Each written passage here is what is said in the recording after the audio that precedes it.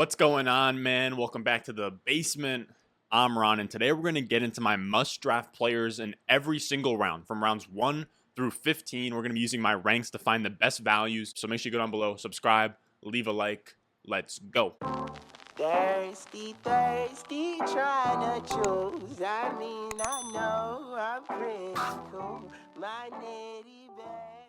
Now, today we're going to be using the PPR ADP off of Fantasy Pros. This is pretty much just, it's got ESPN. I don't even know what RT Sports is. I think that's high stakes, FFC, sleeper. It's got a bunch of stuff. So it pretty much mimics, there's some high stakes in there. There's some, low stakes mock drafts on ESPN on there. Just pretty much mimics what your home leagues are going to be like. And it's full PPR. So it's kind of just a good representation of what everyone's draft is going to be like. I can't get it exactly, filtered to your home league settings, but this will do. And obviously, we're in round 1. It's hard to say, there's a guy I absolutely love. All these guys are first round picks for a reason, and everything's generally chalky here. But I think the one guy that stands out is Tyreek Hill. And Tyreek Hill jumps out at the 111 because he's my 106 in full PPR. Remember, this is full PPR. I have guys, wide receivers up higher in a full PPR. When we're talking about wide receivers, these guys in a full PPR can compete with the top running backs. Tyreek Hill outscored every running back not named Alvin Kamara and Dalvin Cook last year with 21.9 points per game. He now has 2 20-point per game seasons in his last 3 seasons. And it's crazy that he's getting slept on like this because I don't see the gap between him and Davante Adams as that large. And he has a crazy weekly ceiling too. On the Chiefs, they're going to air it out. They're going to throw it a ton. And there's going to be games where Tyreek Hill single-handedly wins you a week. The guy had a 57.9 point performance last year. You're going to have crazy games like that come out of Tyreek. So you're going to have weeks where he single-handedly gives you a W, and that's very valuable. Then we'll go down to round 3. So you pick 13 to 24. And the one that I find that screams off of the page is Stephon Diggs. Stephon Diggs, to me, is a guy that should be going up here. If Tyreek Hill is 111 and Davante Adams is 6, Stephon Diggs should be in here. Tyreek Hill should be like around 8. Diggs should be around 7 in a full PPR. Diggs is, a PPR monster. The guy led the league in targets and receptions last year. He's now going into year 2 with Josh Allen. And I think any draft you can start with Stephon Diggs, and if you can pair him with Jonathan Taylor, a Saquon Barkley, Davante Adams, a Tyreek Hill, once you come back around and grab a Stephon Diggs, I'd be feeling very good. Like, that is my main tier of guys after the big 3 running backs, where if I can grab 2 of those guys, I'm feeling very good about my team. Then we're going to talk about Calvin Ridley, who is almost Stephon Diggs of the NFC. And if you want to prioritize running backs here and you want to go Najee, JT, Eckler, I completely get it.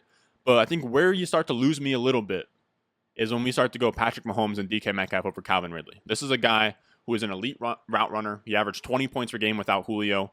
Arthur Smith is going to be very exciting when he gets there. I know that he had a run-based offense with the Titans, but I think that Arthur Smith is more so, I think that he's less of a run-first type of guy than he is just an offensive guru that will make the best of his situation. He was given Derrick Henry, and he formed the offense around him.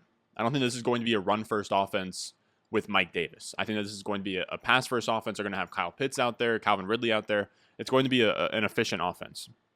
Now, I haven't brought up a running back yet, and the first one we're going to talk about is a running back I love, and it's Antonio Gibson. And in the second round range, I'm looking for Jonathan Taylor. I'm looking for Aaron Jones, Saquon Barkley, Eckler, and Gibson's probably the last guy in that tier where I'm waiting for a running back to fall to me. And it's most likely that Gibson is there. He's already kind of getting slept on in these rankings. And the reason I love Antonio Gibson is because he looked great last year. He was like the RB8 in points per game before his injury. And then we saw him in college literally play wide receiver. He played wide receiver in college. So there's no question marks about his receiving ability. There's only question marks about the volume and if he'll earn that role. And when we have a guy that was a wide receiver in college, and now we have Ron Rivera, who coached Christian McCaffrey, I think that things are lining up very nicely for Antonio Gibson to take that step that we're looking for. Then moving down to round 3, I think someone that is getting very disrespected, at the very least in these rankings. Well, let me zoom out ever so slightly. I think someone that's getting disrespected in these rankings easily is A.J. Brown. A.J. Brown,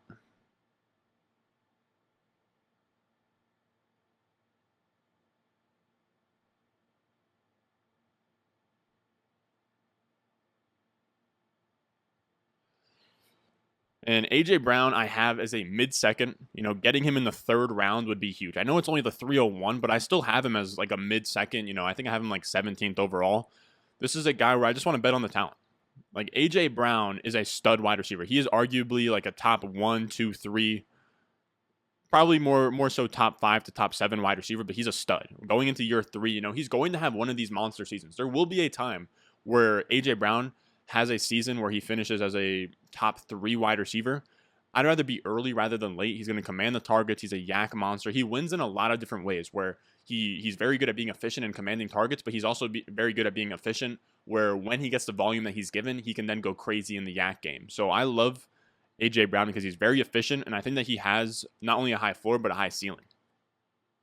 Then I think a guy that you're going to be able to get very late in a lot of your home leagues that I'm absolutely loving this year is DeAndre Swift. And DeAndre Swift is a guy where people are very scared off by the injury, and I get it. And he's in the late third now, but in a lot of your home leagues, he's going to be going in the fourth round. And now that we're getting that discount, I'm very much comfortable taking the leap on him. The GM had a quote earlier the week. He said he's had a good week of practice. He looked good out there today. He looked explosive. He's got juice, and he showed what playmaking ability he has in practice. We're really excited about him.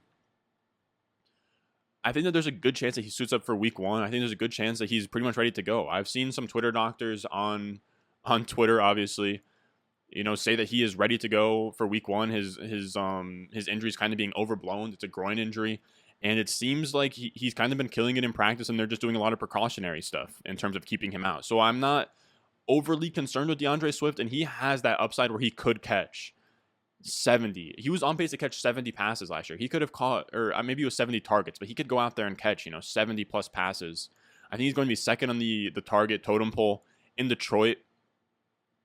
And he's a guy where I'll dip into the third and fourth round to grab him and pair him with, another running back or pair him with a wide receiver and a tight end. He's a very good upside swing at running back.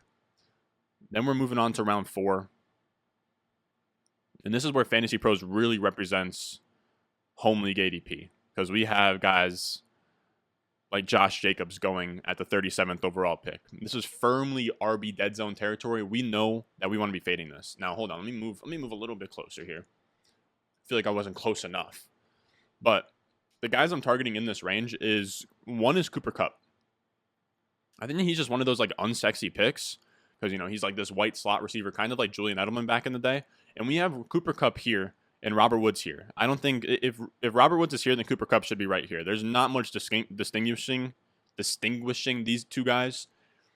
Cooper Kupp last year had 92 catches, 969 yards. He only had 3 touchdowns, but that was because the offense was so inefficient with Jared Goff. He's firmly in play for 100 catches and 1,000 yards, and he could go crazy with touchdowns. He had a touchdown spike year in like 2018 or 2019 where he went crazy. We could easily see that happen again. Then in that same range, we have Tyler Lockett at the back end of the 4th. And especially in your home league, there's going to be guys out there that got burned by Tyler Lockett. They're like, oh, he's not consistent, only boom weeks. All of his production came in 1 week. I've made a video on this, guys. Consistency is not sticky year to year for these wide receivers. Wide receivers can be consistent 1 year and they get to be boom bust the other. Also, as a whole, wide receivers outside of like the top 3 or 4 aren't consistent anyways. There's 3 wide receivers always on the field. There's no like locked in workload every week for a wide receiver unless if you're Devontae Adams or Stephon Diggs. So you have to kind of embrace that variance, take the boom weeks that come with it.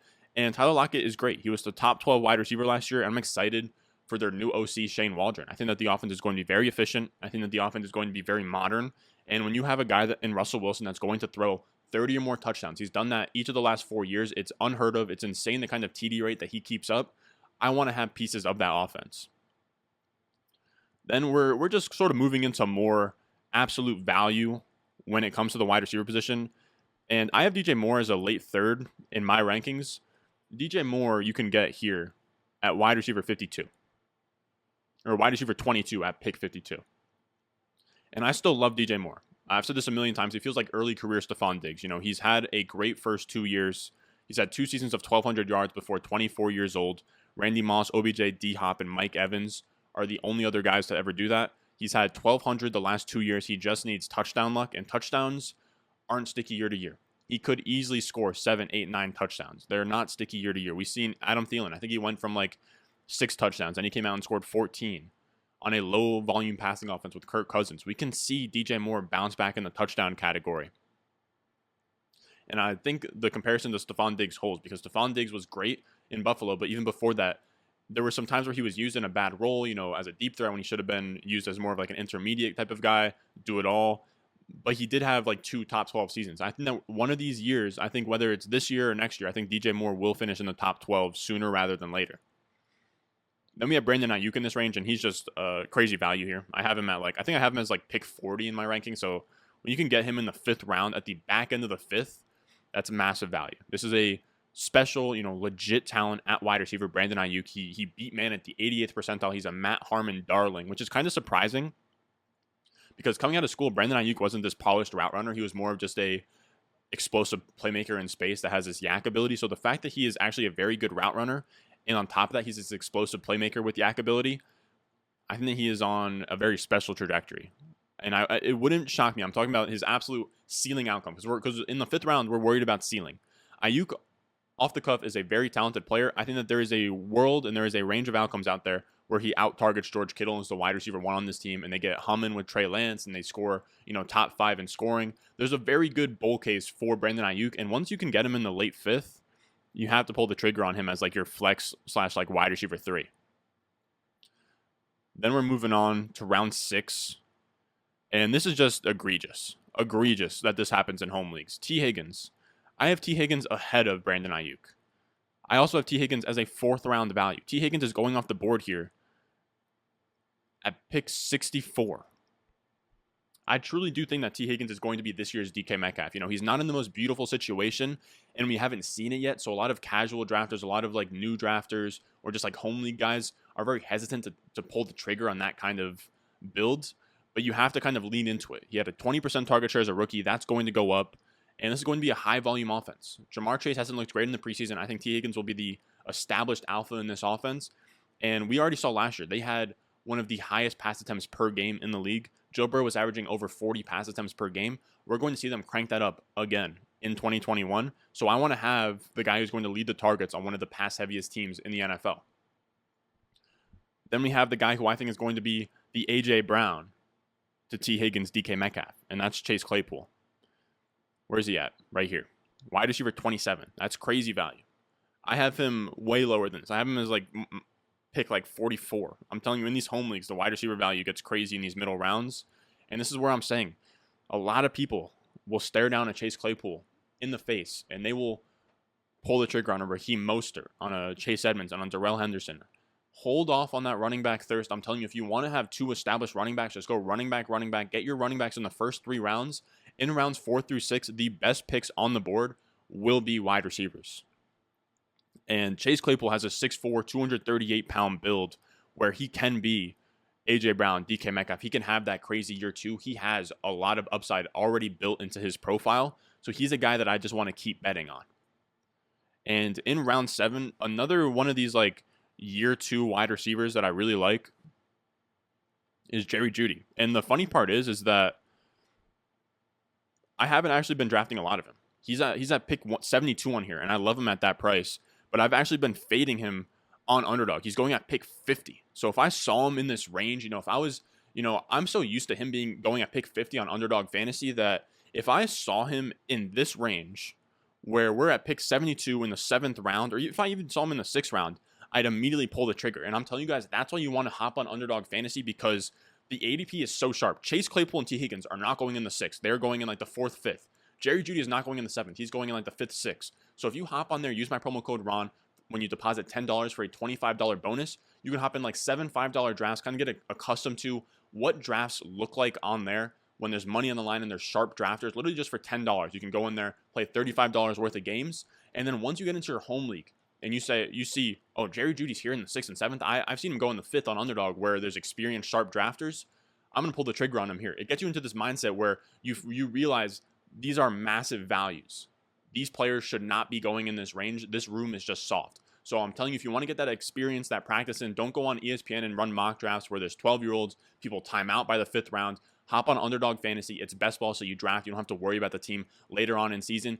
Use my promo code RON when you deposit $10 or more for a $25 bonus. Hop on there. Get ready for your fantasy football drafts. Don't just hop in there with no practice, no best ball drafts done. Actually do a little bit of homework for your team so you can go home and take home that championship. Then we're going to look at Robbie Anderson in the same exact range, and this is a non-sexy pick. There is not a lot of sex appeal when you take Robbie Anderson off the board, but I love him as just a safe wide receiver 3 that can play at your flex. If Darnold does any kind of upgrade, Robbie could be a top 15 wide receiver. He had a 26% target share last year. He's going to command a lot of targets. So I like him in the 7th round when there's not much else going on and you can lock in another solid wide receiver.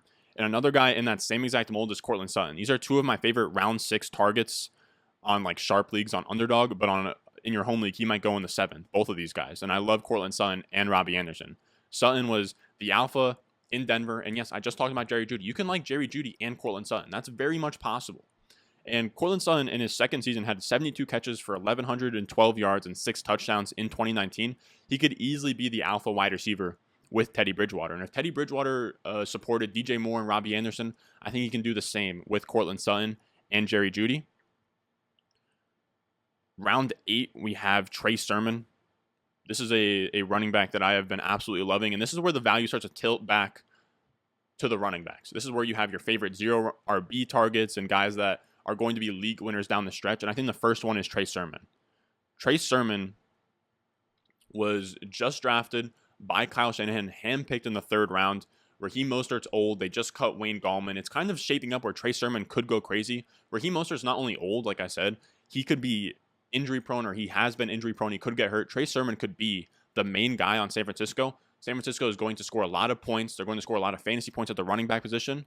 They have a good offensive line. So I don't mind taking a swing on Trey Sermon. He has some crazy upside in that offense. And then one that's just egregious is Laviska Shenault. I've seen him go in round 6 on Underdog. And when you're in a home league, people might not know who Laviska Shenault is, but I want to be betting on Laviska Shenault. He is 6'1", 227 pounds, has this A.J. Brown type build. I'm personally not a huge believer in Marvin Jones or DJ Chark, and I think that Laviska Shenault could easily be the alpha in this offense and kind of ascent. He's also going to get those gadget looks as well because Travis Etienne got hurt. We're going to see Laviska Shenault get those looks out of the backfield and in the slot as well. Then in round 9, we move on to A.J. Dillon. It's going to be picked 97 to 108. A.J. Dillon is a huge value here. I have him as like my pick, maybe 87, 88. And he's perfect because his value is twofold. And remember, this is a range where the running backs are starting to become one of the better values on the board. And this is where I'm starting to pack on a RB2 to my hero RB build. And A.J. Dillon's perfect for that because he has a standalone flex value, like RB3 type value, where he's going to get 11 to 15 touches a game on a very efficient offense. And that's because Aaron Jones has never been a bell cow. He's always hovered around 60% opportunity share. So you're not going to see A.J. Dillon, get kind of swept to the side, only have 5 to 7 touches a game. He will get in that 11 to 15 touches area. And I think that there's a chance where he falls very far in your home league. I think there's a chance where there's going to be games in a 17-game season where the Packers don't want to just run Aaron Jones into the ground. They're going to be up 14 on a team late in the season, and they're just going to have A.J. Dillon run out the clock. They're just going to have him, okay, A.J. Dillon, we're up 14 in the 4th quarter, chew the clock out, just pound the rock at the end of games. I think that that's going to be a great role for him in fantasy, and should Aaron Jones go down, A.J. Dillon would be a top 12 to 15 running back in fantasy. Then this is just egregious to have all of these players ahead of Will Fuller. Will Fuller should be going in the 70s and 80s. And I know that he's suspended for a game, but that's not that. It's just one game, and you're getting him in a range where he's not even going to be in your starting lineup. This is a guy who was a top 10 wide receiver in points per game last year. He's now going in wide receiver 45, which is just insane. He has elite efficiency. He's a speedster. He's going to get open, which is what Tua needs. Tua isn't really a big contested receiver type guy. All of his receivers in college were very good separators and speedsters. Will Fuller fits that exact archetype, and I think that he has some crazy upside in that offense. Then I wanted to talk about Michael Gallup, who is just going at an absurd spot right now, all the way at pick 115 as the wide receiver 47. This guy, I have him as a 7th rounder, and he's a very skilled wide receiver. He went crazy in his second year, And I know that they have Amari Cooper and CeeDee Lamb, but this offense could have so much volume that they could support Michael Gallup as a top 36, like wide receiver 3 kind of guy. And if we see Amari Cooper or CeeDee Lamb go down, he all of a sudden has top 15 upside as a stud wide receiver. He is that good. Like, he is a very talented wide receiver. If he was in this free agent class, he would have been up there with guys like Will Fuller, Corey Davis. I think that on paper, he is probably as good as a Will Fuller, as a Corey Davis, all of those kind of guys. Then we have round 11, and this is going to be the area where we're really looking at 0 running back candidates, and we're also looking at quarterbacks. This is where we're looking at, quarterbacks, 0 running back candidates, because a lot of the wide receivers are already locked in on my team. I don't think there's a lot of value at wide receiver. I will say this is soft ADP, so I think that Mike Williams and Marquise Brown are actually very good values here. But I love Sony Michel. I'm starting to really come around on Sony Michel. This is a guy who I think he still has juice. I think a lot of people are counting out Sony Michel as like this washed running back. Last year, among 64 running backs with at least 70 carries, he was 2nd in yards per carry, 8th in yards after contact per attempt, and 6th in breakaway run percentage. These were all higher than Darrell Henderson. He was a first-round pick back in the day. I know that that's a long time ago, but this team has refused to commit to Darrell Henderson. Darrell Henderson now has had the opportunity in his first year. It didn't look great. Then in his second year, they draft Cam Akers in the 2nd round. Then in his 3rd year, when it's time for Darrell Henderson to go out there and play because Cam Akers gets injured, they trade a 4th-round pick for Sony Michel. So I don't know how we can have any more confidence in Darrell Henderson from this team. They've already made it clear that they're not invested in Darrell Henderson. I think Sony Michel is a great value to kind of, work his way in that backfield. They're going to be a top 5 scoring unit. Darrell Henderson has gotten hurt in the past. I think that he has multiple paths to paying off at this price.